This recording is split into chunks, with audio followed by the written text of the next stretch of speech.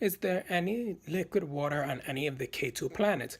In order to determine if there is liquid water on any of the K2 planets, it is important to know the effective temperature or TEF of each planet. The TEF of K2-9 is 3,390 degrees Kelvin plus or minus 150. The TEF of the other various planets, false positives and otherwise, range all over the place. K2-12 is 5,800 Kelvin plus 53 or minus 90. K2-10 is 5,620 Kelvin plus or minus 70. Epic 2019-29294 does not have any data available. Actually, a few of them don't. Epic 2015-69483 also does not. Epic 2012-57461's data is ghost. K216's TAF is 4,742 plus or minus 60. K28's TAF is 4,870 plus or minus 60. K25's TAF is 3,930 plus or minus 375. K219's TAF is 5,430 plus or minus 60. Nothing is known about Epic 2015-55883. K23's TAF is 3,896 plus or minus 189. K227's TAF is 5,248 plus or minus 60. K246's TAF is 6,256 plus or minus 37. K244's TAF is 5,912 plus or minus 51. Epic 2018-28749 has no available data. K218's TAF is 8.899 plus or minus 0.019. K272's TAF is 3,497 plus or minus 150. These are the TAFs of the stars, not the planets. K272e's TAF is less than 600 Kelvin, so it would be the best bet for liquid water, which only makes sense. The proximity to the habitable zone is another factor that needs to be taken into account. Most of these are not within the habitable zone. K272 is 227 light years away. There are closer super Earths than Jupiter's, even 111 light years away. K272 is a cool red dwarf star of spectral class M2.7V in the constellation of Aquarius. Its orbit takes 24.2 days. It is 0.098 astronomical units away from its star. Humans can survive between 273 and 373 Kelvin. The conditions are right for there to possibly be liquid water on K272. The planet K272's outermost planet orbits on the warm edge of the habitable zone.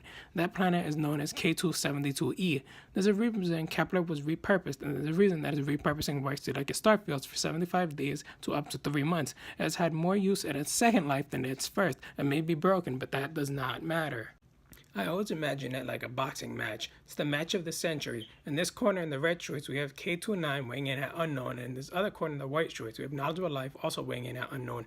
The opponents are circling each other looking for an opening. When it was discovered in 2015 that K2-9b might just be potentially habitable, so Knowledgeable Life goes in for a swing. It's going to take a while for that blow to land. K2-9b is 360 light years away. It's in the constellation Virgo and was observed by Kepler in Campaign 1. We know its estimated radius, and that is fairly typical of our galaxy. Here comes the punch. The speed of that was incredible. K2-9b is jarred. K2-3d and K2-18b are potentially habitable.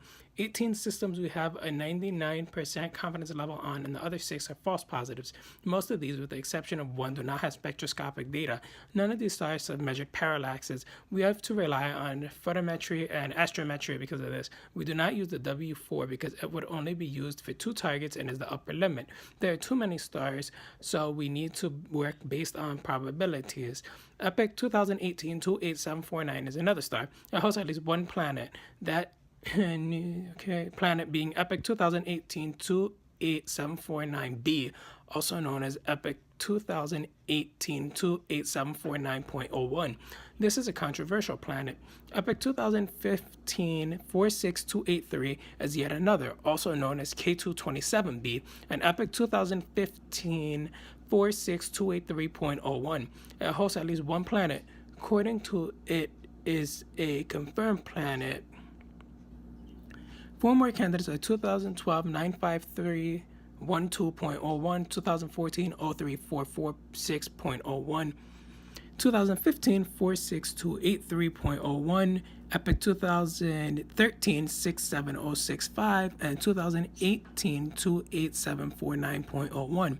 Some other candidates are Epic 2014 03446, Epic 2015 55883, Epic 2015 05350, Epic 2013 38508, Epic 2014 45392, Epic 2017 54305, Epic 2012 57461, Epic 2015 69483, Epic 2012 29294, 2015 77035, also known as K2-10, and 2016 13023, also known as K2-12, Epic 2019 29294, Epic 2012 57461, 2012 5746.01,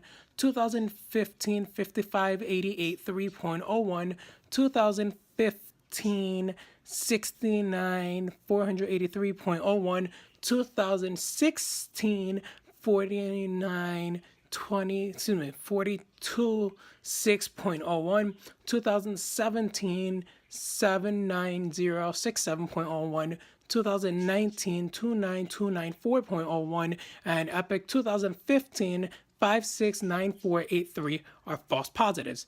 30 of these are confirmed planets or are still candidates. K2-9b was found along with 30 other planets. That's a possible big knockout blow to K2-9, and he's down but not for the count. The referee is counting, but he gets up at 7. K2-9b is coming back to his senses, and he is not pleased. He goes into a blind rage. The orbital period is about 19 days. To be exact, 18.4498. The orbital radius is 0.091 astronomical units, and the radius is 2.25 plus 0.53 or minus 0.96 Earth radii. K2-9b may receive roughly Earth-like insolation. This looks promising to K2-9b, who is coming out of his blind rage but is still on the offensive. The effective stellar flux is 1.36 plus 1.59 or minus 0.81 times that of Earth. Knowledgeable life is having a hard time on the defensive. The calculated false positivity is only 2.4 times 10 to the negative fifth.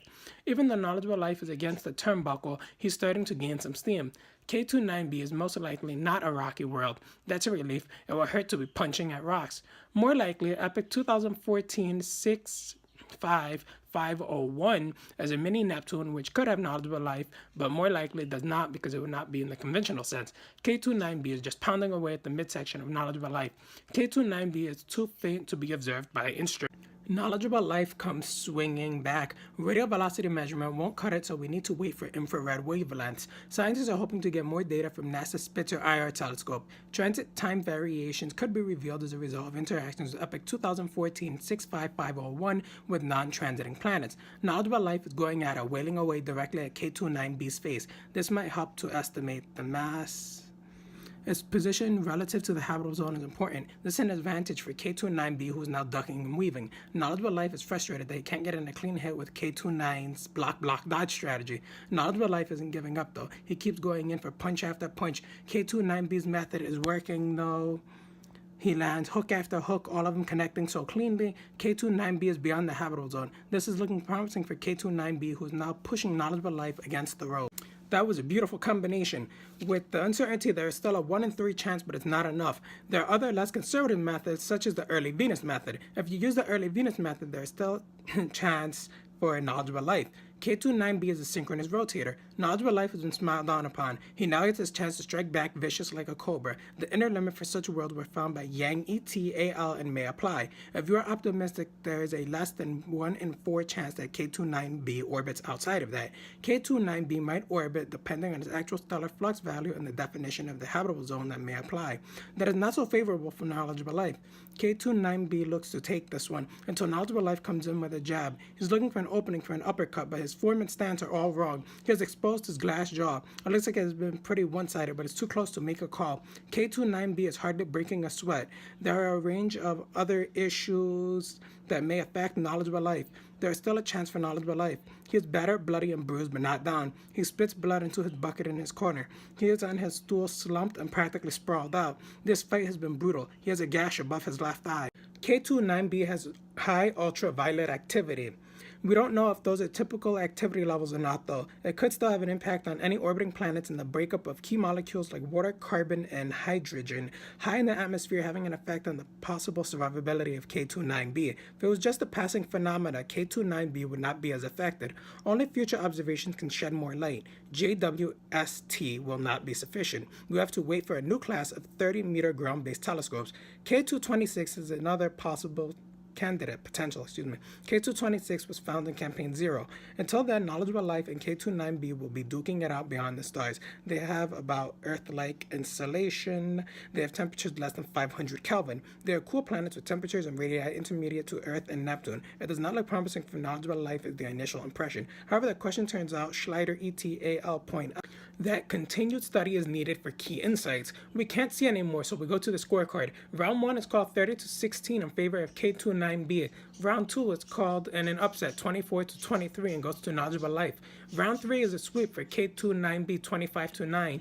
Round 4 is 17-16, again going to K2-9b. Round 5 is 10-9. It was an uneventful round that goes to knowledgeable life. Round 6 is called at 26-5 and goes to K2-9b. The final score is 130 for K2-9b and even 80 for knowledgeable life. It does not look promising for knowledgeable life is the initial impression. Over the past couple of decades, different ways have been found to do this that conflict with each other.